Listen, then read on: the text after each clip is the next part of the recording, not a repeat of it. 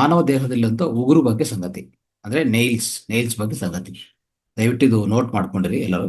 So ಈ ಜಂತುಗಳ ಉಗುರು ಇದೆಯಲ್ಲ, ಜಂತುಗಳ ಉಗುರು ಹೇಗೆ ಬೆಳೀತದೆ ಅಂತ ನಮಗೆಲ್ಲ ಗೊತ್ತು. ಅದೇ ರೀತಿಯಲ್ಲಿ ನಮಗೂ ಉಗುರು ಬೆಳೀತಾ ಇರ್ತದೆ, ಮಾನವನಲ್ಲಿ ಉಗುರು ಬೆಳೀತಾ ಇರ್ತದೆ. ಇದು ಯಾವುದರಿಂದ ತಯಾರಾಗುತ್ತಂತಂದ್ರೆ, ನಮ್ಮ ಬೆರಳಾಗ್ಲಿ, ಕೈ ಬೆರಳು, ಪಾದ ಬೆರಳಾಗ್ಲಿ, ಇದು ತಯಾರಾಗುವಂಥ ಪದಾರ್ಥ ಏನಪ್ಪ ಅಂದ್ರೆ ಅದರ ಹೆಸರು ಕೆರಾಟಿನ್ ಅಂತ ಬರ್ಕೊಳ್ಳಿ. ಕೆರಾಟಿನ್ ಅಂತ ಒಂದು ಪದಾರ್ಥದಿಂದ ತಯಾರಾಗಿರ್ತದೆ. ನಮ್ಮ ಕೂದಲು ಅಷ್ಟೇ, ಉಗುರು ಅಷ್ಟೇ, ಎರಡೂ ತಯಾರಾಗುವಂಥ ಪದಾರ್ಥ ಏನು ಗೊತ್ತಾ, ನಮ್ಮ ದೇಹದಲ್ಲಿ ಕೆರಾಟಿನ್ ಅಂತ ಒಂದು ಪದಾರ್ಥ. ಇದು ಏನಪ್ಪ ಅಂತಂದ್ರೆ ಇದೊಂದು ಪ್ರೋಟೀನ್. ಕೆರಾಟಿನ್ ಅಂತ ಒಂದು ಪ್ರೋಟೀನ್ ಇಂದ ತಯಾರಾಗುವಂಥ ಉಗುರುಗಳು ಮತ್ತೆ ಕೂದಲು ಎಲ್ಲ ಎರಡೂ ಒಂದರಿಂದ ತಯಾರಾಗತ್ತೆ. ಆದ್ರೆ ಈ ಕೆರಾಟಿನ್ ಅಂತ ಪ್ರೋಟೀನ್ ಇದೆಲ್ಲ, ಇದು ಯಾವುದರಿಂದ ತಯಾರಾಗುತ್ತೆ ಗೊತ್ತಾ? ನಮ್ಮ ದೇಹದಲ್ಲಿ ಸತ್ತೋಗಿರೋಂಥ ಜೀವಕೋಶಗಳಿಂದ. ಡೆಡ್ ಡೆಡ್ ಸ್ಕಿನ್ ಸೆಲ್ಸ್ ಅಂದ್ರೆ ನಮ್ಮ ದೇಹದ ಚರ್ಮದ ಸೆಲ್ಸ್ ಇರುತ್ತೆ, ಪ್ರತ್ಯೇಕವಾಗಿ ದೇಹದ ಚರ್ಮದ ಸತ್ತೋಗಿರೋಂಥ ಸೆಲ್ಸ್ನ ತಯಾರಾಗಿರೋದು ಈ ಕೆರಾಟಿನ್ ಅಂತ ಪ್ರೋಟೀನ್. ಇದು ನಮಗೂ ಗೊತ್ತಿಲ್ಲದೆ ಸಂಗತಿ, ಅದಕ್ಕೆ ಈ ಸಂಗತಿಯನ್ನು ಬರ್ಕೊಂಡು ಇಟ್ಕೊಳ್ಳಿ. ಆಮೇಲೆ ಇನ್ನೊಂದೇನೆಂದ್ರೆ, ಈ ಉಗುರು ಪ್ರತಿ ದಿವಸ 0.1 mm ಬೆಳೀತಾ ಇರ್ತದೆ. ಇದನ್ನು ಹಾಗೆ ಬಿಟ್ಟರೆ ನಿತ್ಯವಾಗಿ ನಿರಂತರವಾಗಿ ಬೆಳೀತಾ ಇರ್ತದೆ. ಆದರೆ ಇನ್ನೊಂದೇನೆಂದ್ರೆ, ಇದು ಚಳಿಗಾಲದಲ್ಲಿ ಉಗುರು ಬೆಳೆಯೋದು ಕಡಿಮೆ, ಆಯ್ತಾ. ಆಮೇಲೆ ಯುವಕರಲ್ಲಿ ಇದು ಬೆಳೆಯೋದು ಫಾಸ್ಟ್. ಶಿಶುವಲ್ಲಿ ಅಂದ್ರೆ ಬಾಲ್ಯದಲ್ಲಿರುವಂಥ ಇಂಥವ್ರಿಗೆ ಮತ್ತೆ ವೃದ್ಧರಿಗೆ ತುಂಬಾ ನಿಧಾನವಾಗಿ ಬೆಳೀತದೆ. ಇದು ಪೂರ್ತಿ ಬೆಳೆಯೋಕ್ಕೆ 3 ತಿಂಗಳು ತಗೊಂತದೆ ಅಲ್ವಾ, ಆ ರೀತಿಯಲ್ಲಿ. ಆಮೇಲೆ ಇನ್ನೊಂದು, ಈ ಉಗುರು ಅನ್ನೋದು ಡೆಡ್ ಸೆಲ್ಸ್ ಇಂದ ಆಗಿದ್ರೂ ಇದು ಎಷ್ಟು ಸೆನ್ಸಿಟಿವ್ ಅಂದ್ರೆ, ಒಂಥರ ಭೌತಿಕ ಕಾರಣಗಳಿಂದ, ಇಲ್ಲಾಂದ್ರೆ ಎಮೋಷನಲ್ ಕಾರಣಗಳಿಂದ, ಇಲ್ಲ ಎನ್ವಿರಾನ್ಮೆಂಟಲ್ ಕಾರಣಗಳಿಂದ ಇದು ತುಂಬಾ ಪ್ರಭಾವಿತ ಆಗತ್ತೆ ಅಂತ ಹೇಳ್ಬೋದು. ಉದಾಹರಣೆಗೆ, ಯಾವುದೇ ಒಂದು ರೀತಿಯಲ್ಲಿ ಈ ಉಗುರು ಸ್ವಲ್ಪ ಬ್ಲ್ಯಾಕ್ ಆಗ್ತದೆ ನೋಡಿ, ಅಂದ್ರೆ ಒಂಥರ ಕಪ್ಪದಾಗಿ ಅಂದ್ರೆ ಬ್ಲ್ಯಾಕ್ ಆಗತ್ತೆ. ಯಾಕೆ ಬ್ಲ್ಯಾಕ್ ಆಗತ್ತೆ ಅಂದ್ರೆ, ಅಲ್ಲಿ ಏನೋ ಒಂದು ಗಾಯ ಆಗಿರ್ತದೆ. ಆ ಗಾಯದಿಂದನೂ ಅದರ ಕಲರೇ ಚೇಂಜ್ ಆಗುತ್ತೆ ನೋಡಿ, ಉಗುರು ಕಲರು.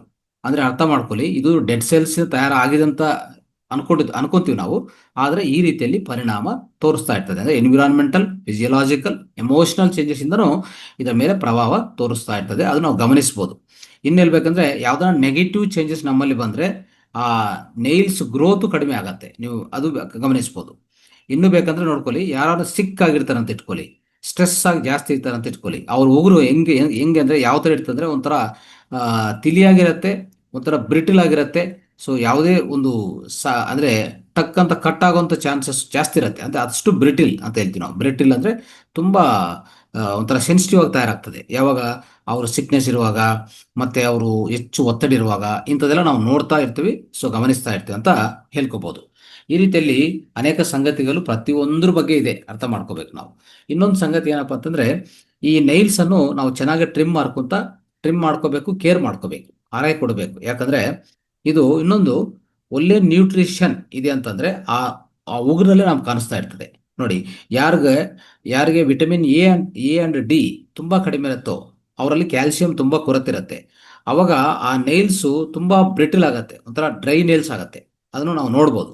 ಆಮೇಲೆ ಐರನ್ ಡಿಫಿಷಿಯನ್ಸಿ ಇರುವಂಥವ್ರಿಗೆ ನೀವು ನೋಡಿದ್ರೆ ನೈಲ್ಸು, ಅದೇ ರೀತಿಯಲ್ಲಿ ಕ್ಯಾಲ್ಸಿಯಮು, ಐರನ್ ಡಿಫಿಷಿಯನ್ಸಿ ಎಲ್ಲಾನು ಸಹ ನಾವು ನೋಡ್ಬೋದು.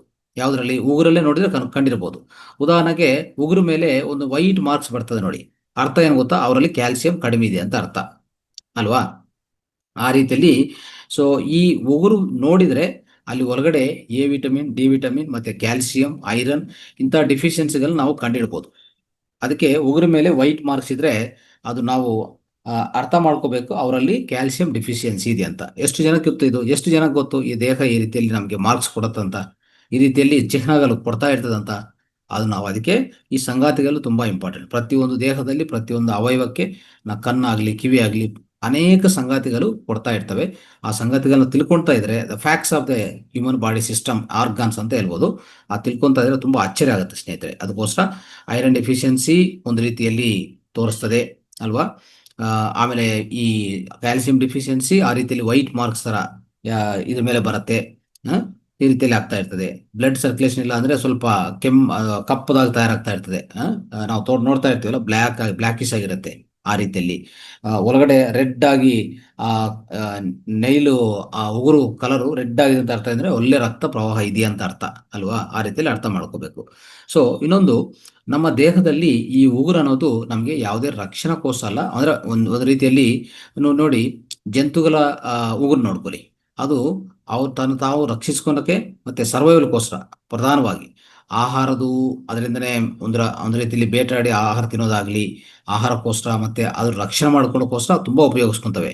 ಆದರೆ ನಮ್ಮಲ್ಲಿ ಆ ಅವಶ್ಯಕತೆ ಇಲ್ಲ ಅಂತ ಹೇಳ್ಬೋದು, ನಮಗೆಲ್ಲ ಗೊತ್ತಿರೋ ವಿಷಯ. ಆದರೆ ನಿಮ್ಮ ಉಗುರು ನಿಮ್ಮ ಬೆರಳಿಗೆ ಸಪೋರ್ಟ್ ಕೊಡುತ್ತೆ, ಒಂಥರ ವೆಯ್ಟ್ ಕೊಡುತ್ತೆ. ಸೊ ಅದಕ್ಕೋಸ್ಕರ ಪ್ರೊಟೆಕ್ಟ್ ಮಾಡುತ್ತೆ. ನಿಮ್ಮ ಉಗುರು ನಿಮ್ಮ ಬೆರಳನ್ನು ಪ್ರೊಟೆಕ್ಟ್ ಕೊಡುತ್ತೆ, ಸಪೋರ್ಟ್ ಕೊಡುತ್ತೆ ಅಂತ ಹೇಳ್ಬೋದು. ಅಷ್ಟೇ ಬಿಟ್ಟರೆ ಯಾವುದೇ ರೀತಿಯಲ್ಲಿ ನಮಗೆ ಒಂದು ರೀತಿಯಲ್ಲಿ ಇದು ನಮ್ಮ ರಕ್ಷಣೆ ಮಾಡೋದಾಗ್ಲಿ, ಆಹಾರಕ್ಕೋಸ್ಕರ ಆಗಲಿ ಅಂಥದ್ದೆಲ್ಲ ಏನು ಉಪಯೋಗ ಆಗಲ್ಲ. ಆದರೆ ಇದನ್ನು ಉಪಯೋಗಿಸ್ಕೊಂಡು ಒಂದು ಟೂಲ್ಸ್ ಥರ ಉಪಯೋಗಿಸ್ಕೋಬೋದು. ಯಾವ ರೀತಿಯಲ್ಲಿ, ಯಾವುದೇ ಒಂದು ನಾವು ಪುಲ್ಲಿಂಗ್ ಮಾಡಬೇಕು, ಅದನ್ನು ಒಂಥರ ಅರ್ಧ ಹಾಕಬೇಕು, ಇಂಥ ಪರಿಸ್ಥಿತಿಯಲ್ಲಿ ಈ ಆ, ಉಗುರು ಉಪಯೋಗನೂ ಇದೆ ಅಂತ ನೀವು ಅರ್ಥ ಮಾಡ್ಕೊಳ್ಳಿ, ತಿಳ್ಕೊಳ್ಳಿ. ಓಕೆ. ಸೊ ಈ ರೀತಿಯಲ್ಲಿ ಅನೇಕ ಸಂಗತಿಗಳಿದೆ. ಮುಂದಿನ ತರಗತಿಗಳಲ್ಲಿ ಎಷ್ಟು ಸಂಗತಿಗಳು ತಿಳ್ಕೊಳ್ಳೋಕೆ ಪ್ರಯತ್ನ ಮಾಡೋಣ. ಎಲ್ಲರಿಗೂ ಧನ್ಯವಾದಗಳು. Thank you. ನಮಸ್ತೆ.